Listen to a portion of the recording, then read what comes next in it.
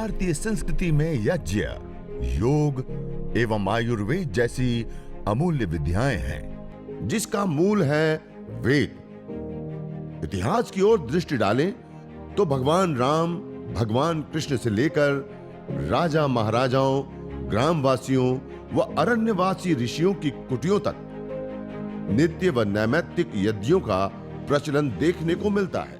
आपको जानकर के आश्चर्य होगा, अलग अलग जड़ी बूटियों के जलने पर उठने वाले धूम्र के अंदर जब हम बीमार हो जाते हैं, डॉक्टर के पास जाते हैं, जो हमें दवाइयां अलग अलग रोगों के लिए दवाइयां देते हैं ना, बॉडी को डिटॉक्सिक करने के लिए एंटीऑक्सीडेंट कंपोनेंट्स वाली दवाइयां देते हैं, वो भी इस यज्ञ के धूम्र के अंदर पाए गए। एंटी ट्यूबरकुल, असंतुलित रूप से कोशिकाएं बढ़ जाती, गांठ ट्यूमर बन जाता है, उसको रोकने वाले कंपोनेंट्स भी इस यज्ञ के धूम्र के अंदर पाए गए।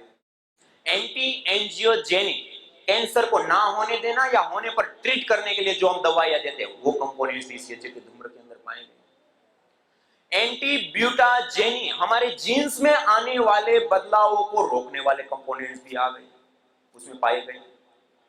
न्यूरोप्रोटेक्टिव कंपोनेंट्स, जो हमारे न्यूरॉन्स को, हमारे नर्वस सिस्टम को स्ट्रॉन्ग बनाने, सख्त बनाने, डिजनरेट हुए सेल को रिजनरेट करने वाले कंपोनेंट्स भी यज्ञ के धूम्र के अंदर पाए। एंटी माइक्रोबाइल, जो कम्युनिकेबल डिजीज होने पर जो हम दवाइयां खाते हैं, वो कंपोनेंट्स भी।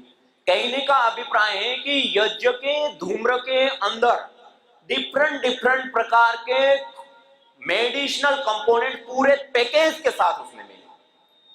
और आपको जानकर, जो मैंने आपको पहला रिसर्च पेपर का बताया कम्युनिकेबल डिजीज के लिए, ऐसे ही अनुसंधान के आधार पे जो हम 24 घंटा श्वास लेते हैं, उस श्वास और अलग अलग डिफरेंट डिफरेंट प्रकार से चिकित्सा करने वाली विद्या, एविडेंस के साथ, अनुसंधान के साथ, ये जो आपके सामने अलग अलग सामग्रियां रखी है, 11 प्रकार की एविडेंस बेस्ड मेडिसिन के रूप में सामग्री। और हर एक, आज तक आपने दुनिया में देखा होगा नॉर्मल सामग्री थे, इसमें हर एक के ऊपर पूरा रिसर्च डाटा शेयर किया कि इस सामग्री किन किन द्रव्यों से बनती है, उसको जलाने पर क्या क्या निकलेगा, उसमें कौन से वो स्पेशल कंपोनेंट हैं जो इस बीमारी को ट्रीट करते हैं, और उसका स्ट्रक्चर के साथ सारा डाटा हर एक चीज का इसमें शेयर किया है। ये वर्ल्ड में, दुनिया में पहली बार आयुर्वेद की देव व्यपासय यज्ञ चिकित्सा के ऊपर एविडेंस बेस्ड स्टडी के आधार पर तैयार की गई 11 प्रकार की सामग्री।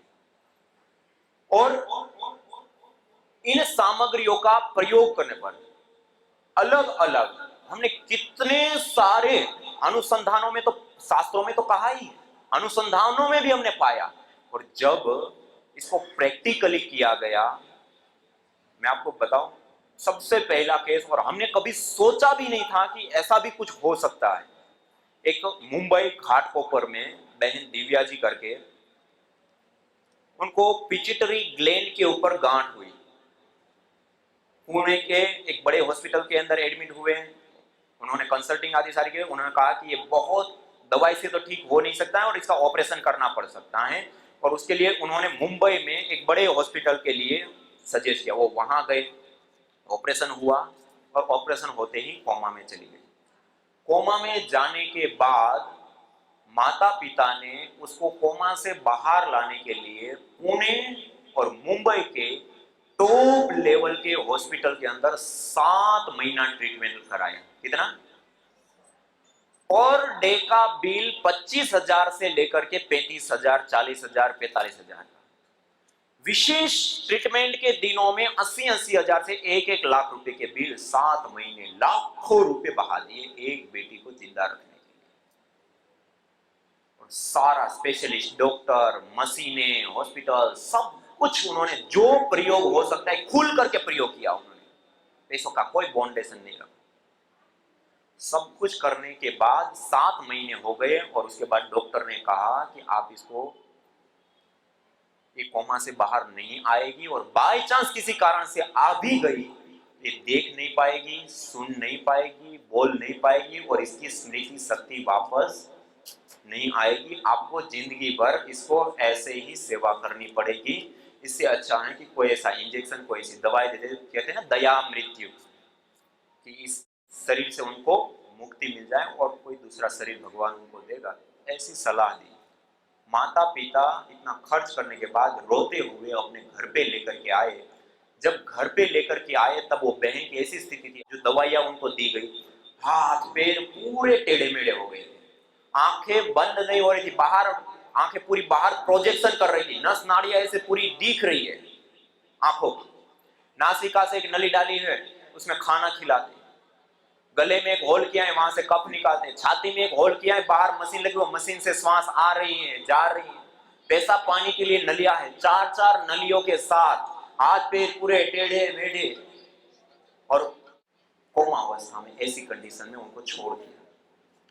उस समय उनको मेधेष्टि हवन सामग्री, जो मस्तिष्क को पोषित करने वाली विशेष जड़ी बूटी, उनके कमरे के अंदर उनको हवन करने के लिए कहा। उनकी माता जी ने वो तो कोमा में रहती थी, उनको पता ही नहीं, उनके कमरे में उन्होंने हर रोज 108 गायत्री मंत्र से आहुतियां देकर के यज्ञ करना शुरू किया। आपको जानकर के आश्चर्य होगा, हर दिन 25, 30, 35 हजार के बिल, 7-7 महीने ट्रीटमेंट, और इतना सारा कुछ स्पेशलिस्ट मशीनें, डॉक्टर, साइंटिस्ट जो यूज करना हो सब करने के बाद भी जब उसको कोमा से बाहर नहीं ला पाए, 2.5 महीना हवन करने पर वो कोमा से बाहर आ गए। उसके बाद वो यज्ञ और वो ट्रीटमेंट निरंतर चला। 6 महीने के अंदर उसकी खाने की नली, उसकी जो श्वास लेने के लिए मशीन और नली, गले में होल था, और पेशाब पानी में एक के बाद एक चीज हटने लगी। 6 महीने में सारी नलियों से फ्री हो गई। आज 2 साल उसके पूरे होने जा रहे हैं। डॉक्टर ने कहा था उसकी स्मृति शक्ति वापस नहीं आएगी, बोल नहीं पाएगी, देख नहीं पाएगी। आज वो इंजीनियरिंग की पढ़ाई ज्वाइन कर रही है। ये हमने पहला केस देखा था। और उसके बाद तो ना कितने लोगों ने, एक रुद्र तेलंगाना के एक माता जी, लिवर कैंसर था, लिवर कैंसर होने पर हैदराबाद में ट्रीटमेंट लिया, ट्रीटमेंट लेते हुए शरीर में 6 जगह पर और डिटेक्ट हुआ। उन्होंने मुंबई में ट्रांसफर किया, उनको कहा इम्यूनोथेरेपी करना पड़ेगा। इम्यूनोथेरेपी एक डोज, एक इंजेक्शन 3 लाख का आता, और उसके बाद जो दवाइयां लगेगी वो 50,000 का खर्च, एक डोज 3.5 लाख रुपए का। 6 डोज लिए, कितने? 6 डोज। 5वां डोज लेने के बाद जब 6ठा लेने के लिए गए, टेस्ट किया, वो कैंसर पूरे शरीर में फैल चुका है। डॉक्टर लोगों ने मना कर दिया कि अब ये कुछ नहीं हो सकता, जितने दिन जीते हैं आप सेवा कीजिए, और कुछ नहीं हो सकते। और उनके पति ने फिर जिस प्रकार से डॉक्टर को बताया, उन्होंने 6ठा डोज दिया, घर पे लेकर के आए। 5 इंजेक्शन का उनका अनुभव था। एक बार इंजेक्शन लगा तो अब वो 25 से 45 दिन आंख नहीं खोल सकते, इतनी शक्तिहीन हो जाता है शरीर, बिल्कुल कोमा जैसी अवस्था में पड़े रहेंगे। उनकी सारवार के लिए, सफाई के लिए, खाना पीना कुछ करने के लिए भी जो उनके कमरे में जाते हैं, उनकी भी हड्डियां खोखली हो जाती है, इतना वो वायुमंडल खराब हो जाता है उसका। तो उस जिसको दिया उसका शरीर में क्या हो रहा होगा। ऐसे 5 डोज, और ये 6ठवां डोज लेकर के आए, और ये जब 6ठवां लेकर के आए तब तो डॉक्टर ने मना कर दिया था कि अब कुछ हो नहीं सकता, अब मत लेके आना, खत्म हो गया काम। अब चारों ओर फिर खबर फैलने लगती है ना कि अब डॉक्टर ने मना कर दिया है, अब कुछ है नहीं, तो अब जाने वाले हैं, तो लोग खबर करने आते हैं। तो उसमें उस समय ये यज्ञ चिकित्सा के ऑनलाइन प्रशिक्षण का, तो किसी ने वहां पर लिया था, उन्होंने उनको बताया कि एक कर्कटेष्टि सामग्री होती है, ये भी ऐसे ऐसे काम करती है और ऐसे ऐसे होता है। उन्होंने उनको सजेस्ट किया, उन्होंने किया। आपको जानकर के आश्चर्य होगा, 5 इंजेक्शन, जो मैंने कहा ना 25 से 45 दिन वो खड़े ही नहीं हो सकते हैं। यज्ञ करने पर ये 6ठवां इंजेक्शन, इस बार तो कंडीशन क्या थी, डॉक्टर ने भी मना कर दिया, वैसे ही कैंसर शरीर में फैल चुका है, उसका प्रभाव दूसरा, इतने हेवी 6 डोज, क्या स्थिति होगी उस शरीर की। हवन करने पर 6 दिन में खड़ी हो गई, केवल 6 दिन। और लगातार फिर वो उत्साह बढ़ जाता है, लगातार उन्होंने यज्ञ करना 1-1 घंटा शुरू किया, और 15-20 दिन हुआ तो वो एक्टिविटी करना, ये करना, वो करना, सारी चीजें उसके शरीर में ताकत आने लग गई। उनको कहा खूब प्राणायाम करो, कपालभाति करो, अनुलोम विलोम करो, वो सारी चीज उन्होंने चालू कर दिया।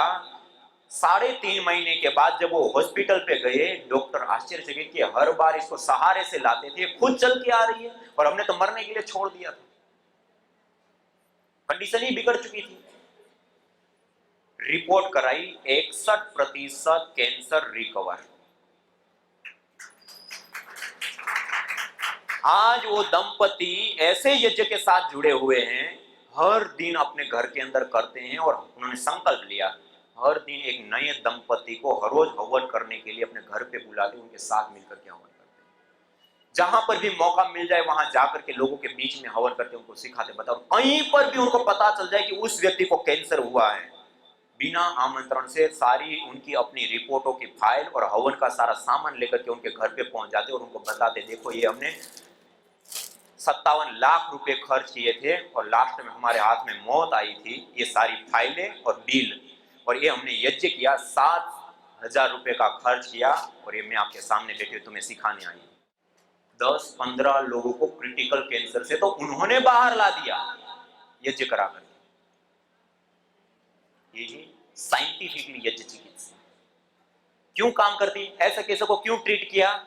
हम 24 घंटा जो श्वास ले रहे हैं, हवन किया तो जो मेडिसिनल कंपोनेंट्स थे वो वायु में आ गए। आप 24 घंटा श्वास ले रहे हैं और बीमार होते तो और एक ही जगह पर आप केंद्रित हो जाते, कमरे में ही रहते, तो वो 24 घंटे श्वास के माध्यम से वो मेडिसिनल कंपाउंड गया, इसलिए वो ठीक हुआ। दूसरा, जब हम हवन करते हैं तो गुगुल्स्टेरोल, परफ्राल, एक कुछ 100 मनस्यकारी कंपोनेंट होते हैं, मन को प्रसन्न करते, मन को आह्लादित करते, गुड हार्मोन्स को बढ़ाते, स्ट्रेस हार्मोन्स को डाउन लाते। स्ट्रेस दूर हुआ, तनाव दूर हुआ। कोई भी साइंटिफिकली कोई भी रोग को दूर करना, यदि स्ट्रेस तनाव दूर कर दिया तो बहुत सरल हो जाता है और वो सहज रूप से काम इससे हो जाता है। यज्ञ किया, स्ट्रेस तनाव एकदम से डाउन, इस कारण से उसको विशेष लाभ हुआ। इसके साथ साथ जो मैंने बताया था कि ऋण आवेशित कण बढ़ जाते हैं वायु में, वहां पर वो कमरे में हर रोज हो रहा है, ऋण आवेशित कण बढ़े, बॉडी उसमें वो श्वास निरंतर रहे, बॉडी पूरी क्या हुई, अल्कलाइन। अल्कलाइन शरीर हुआ तो कोई रोग उसमें टिक नहीं सकता। कोई भी दवाई लो तुरंत लगेगी, जरा सी भी लो तुरंत लगेगी, और नया लो तब भी रोग नहीं टिक सकता। क्यों, बॉडी अल्कलाइन है, क्षारीय है।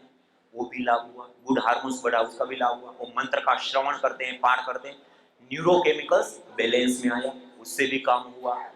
और इन सबके साथ साथ एक सबसे महत्वपूर्ण और विशेष चीज, यज्ञ के साथ जुड़ी हुई ट्रीटमेंट का हो चाहे अन्य रूप में, एक बहुत विशेष पॉइंट है ट्रीटमेंट के रूप में। आज देखिए हम नैनो टेक्नोलॉजी, सब लोगों ने सुना है नैनो शब्द। आज नैनो किसको कहते हैं, छोटा, सूक्ष्म, अत्यंत सूक्ष्म जो भी पदार्थ होता है, -10, 1 मीटर का 1 अरबवा हिस्सा 1 नैनोमीटर होता है। 1 नैनोमीटर से 100 नैनोमीटर की जो चीजें होती है उसको हम नैनो पार्टिकल्स कहते हैं, और 100 से 1000 तक की होती है उसको नैनो स्केल पार्टिकल कहते हैं।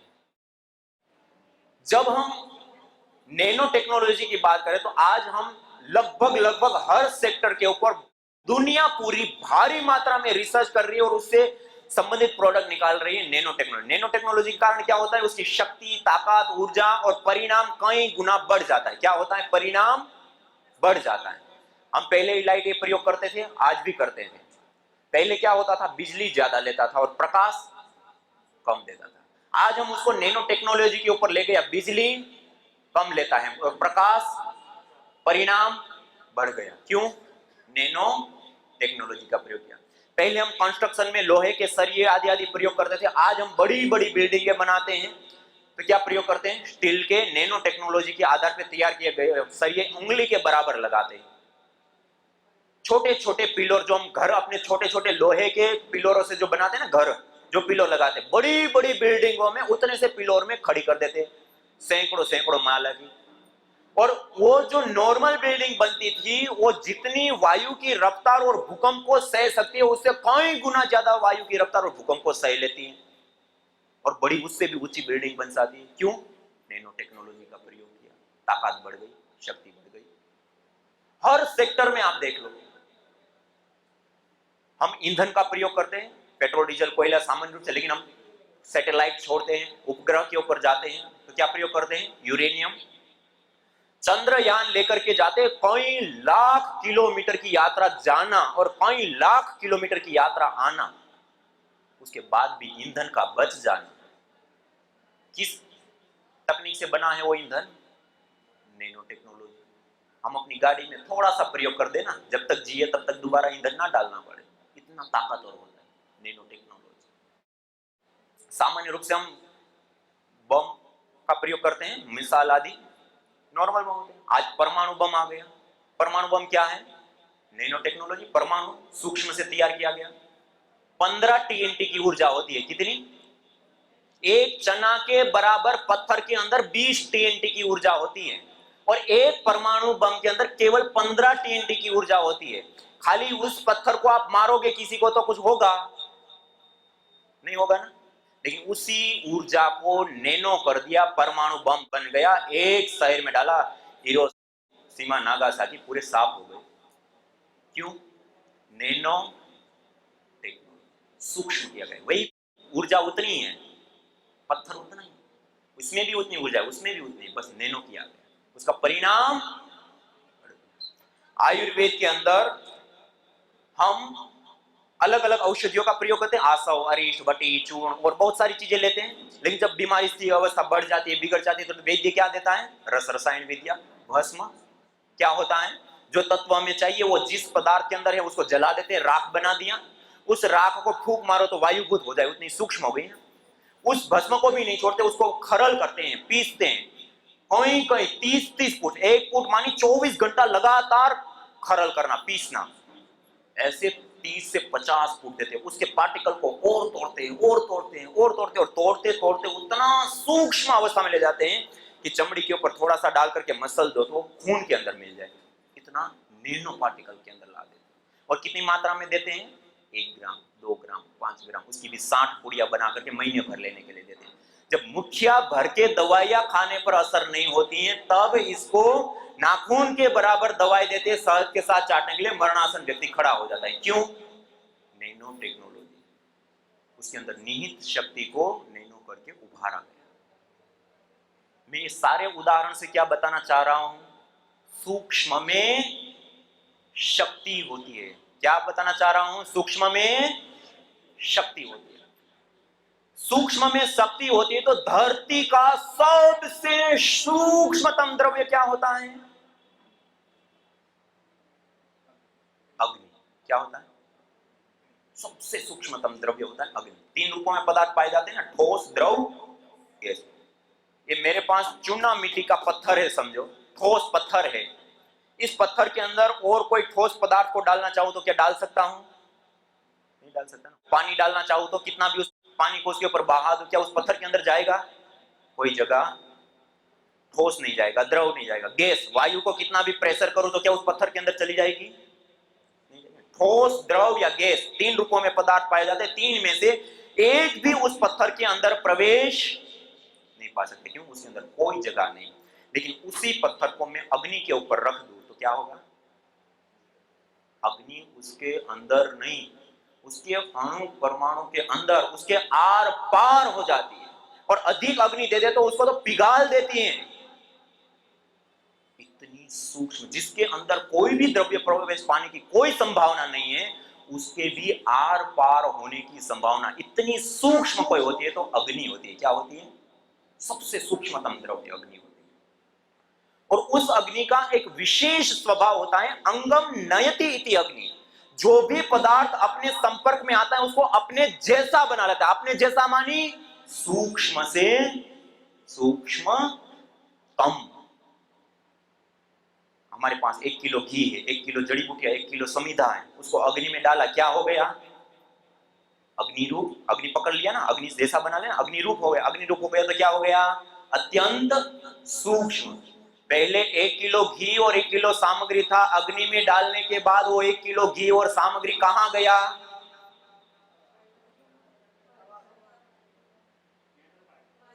अत्यंत सूक्ष्म हो गया। क्या हो गया? इसलिए हम अब देख नहीं सकते उस घी को और छू नहीं सकते उस सामग्री। क्या हो गया? अत्यंत। जितने भी हमने नैनो टेक्नोलॉजी के उदाहरण दिए, देखे, वो सब में नैनो करने के बाद हम उसको देख सकते हैं, छू सकते हैं, वेट कर सकते हैं। लेकिन अग्नि में डाला हुआ द्रव्य इतना नैनो हो जाता है कि हमारी 5 में से 1 भी इंद्रिय उसको ग्रहण नहीं कर सकती। इतना सूक्ष्म हो गया। और जो जितना ज्यादा सूक्ष्म होता है उतना ही ज्यादा वो क्या होता है? शक्तिशाली। न होता प्रदूषण और रोगों का वार, करते यदि यज्ञ योग पेड़ पौधों का विस्तार। यज्ञ योग पेड़ पौधों का विस्तार। यज्ञ शिष्टा सिनः संतो मुच्यन्ते सर्वकिल्बिषैः भुञ्जते ते त्वघं पापा ये पचन्त्यात्मकारणात्। अर्थात जो यज्ञ शेष बचे हुए अन्न का पान करते हैं, प्रसाद को प्राप्त करते हैं, प्रसाद को ग्रहण करते हैं, वह मुच्यन्ते सर्वकिल्बिषैः सभी प्रकार के पापों से, दोषों से मुक्त हो जाते हैं। भुञ्जते तु त्वघं पापा ये पचन्ति आत्मकारणात्, जो केवल अपने पेट की आपूर्ति के लिए अन्न को पकाते हैं, वह अन्न नहीं अपितु पापी लोग पाप का भोग कर रहे हैं। ये जो सांसें जाती है ना, ये कहते हैं ना पोल्यूशन, पोल्यूशन जो बात हो रही है, करोड़ों लोग तो पोल्यूशन से मर रहे हैं। ये जो सांस लेते हो, ये भी सांस कहाँ जाता है? ये भी फेफड़ों में जाता है। फेफड़े से कहाँ जाता है? ब्लड में जाता है। ब्लड से कहाँ जाता है? पूरी बॉडी में, सर्कुलेटरी सिस्टम से ट्रांसपोर्ट होकर के पूरी बॉडी में पहुंच जाता है। इसलिए यज्ञ के सुगंध की एक सुवास अंदर जाती है। आपने यज्ञ कुंड में गूगल की आहुति दी, आपने यज्ञ कुंड में ये जो गूगल की आहुति डाली, ये डाली आहुति, ये गूगल की आहुति डाल दी मैंने। अब ये इससे जो सुवास आ रही है, ये सुवास अब मेरे भीतर तक गई, और ये एक ही श्वास आपके पूरे शरीर, चित्त, चेतना, आत्मा तक को प्रकाशित कर देती है। एक इतनी सी भाई छोटी सी बात है। लोगों को लगता है ये इस सांस लेने से क्या होगा, ऐसे जहरीली गैस में सांस लेने से आदमी मर जाता है, इससे तर जाता है। अब मुझे कहते कहते 2 साल हो गए। अरे भाई, यज्ञ के साथ योग कर लो, अनंत गुणा लाभ होगा, उसकी कोई सीमा नहीं है, इतना लाभ होगा। हवन के साथ, यज्ञ के साथ योग करो। और जिन्होंने ऐसा किया, कलो बेटा रवि आया था, एंक्लोजिंग स्पोलाइटिस था, एकदम भला चंगा घूम रहा है, हवन के साथ, यज्ञ के साथ योग करता है। अब मुझे लगता है जैसे मैंने दुनिया के लोगों को पकड़ पकड़ के हिला हिला करके, उनको झकझोर करके जैसे मैंने योग करना सिखाया, ऐसे पूरी दुनिया को यज्ञ करना भी सिखाना पड़ेगा। कर ले, ये तेरे भले का काम है, ये तेरे भले का काम है। और मैं इस मामले में देखो एक बात और कह देता हूं, मैं किसी भी मत, पंथ, संप्रदाय के आग्रह से मुक्त हूं। मैं ये नहीं कहता कि इसमें ओम का जप करो, कि ओम नमः शिवाय करो, कि इसमें राम राम जपो, कि इसमें श्याम श्याम जपो। तेरे मर्जी आए वो जप ले, यज्ञ कर ले, और बिल्कुल मौन रह के कर ले, और अच्छा। योग में मौन हो जाओ और अच्छा, कुछ भी जप मत कर, निर्विचार हो जा, विचार ही मत कर कुछ भी, निर्विचार हो जा, निशब्द हो जा, शब्द के पार है ब्रह्म। यज्ञ भारतीय संस्कृति का मूल है। तो आइए हम संकल्प लें, संसार के श्रेष्ठतम कर्म यज्ञ को अपनाएं। पिंड और ब्रह्मांड में संतुलन कायम करने वाले यज्ञ को अपने जीवन का अभिन्न अंग बनाएं एवं प्रकृति मां के प्रति अपने ऋणों को अदा करें। विश्व स्वास्थ्य का एक नारा, यज्ञ से होगा जग उजियारा। भारतीय संस्कृति की अमूल्य विरासत यज्ञ की महिमा को जानने हेतु वैदिक चैनल पर प्रतिदिन प्रातः एवं सायं 11:30 बजे यज्ञ महिमा कार्यक्रम से जुड़े। विशेष जानकारी हेतु संपर्क करें। मोबाइल 9068565306।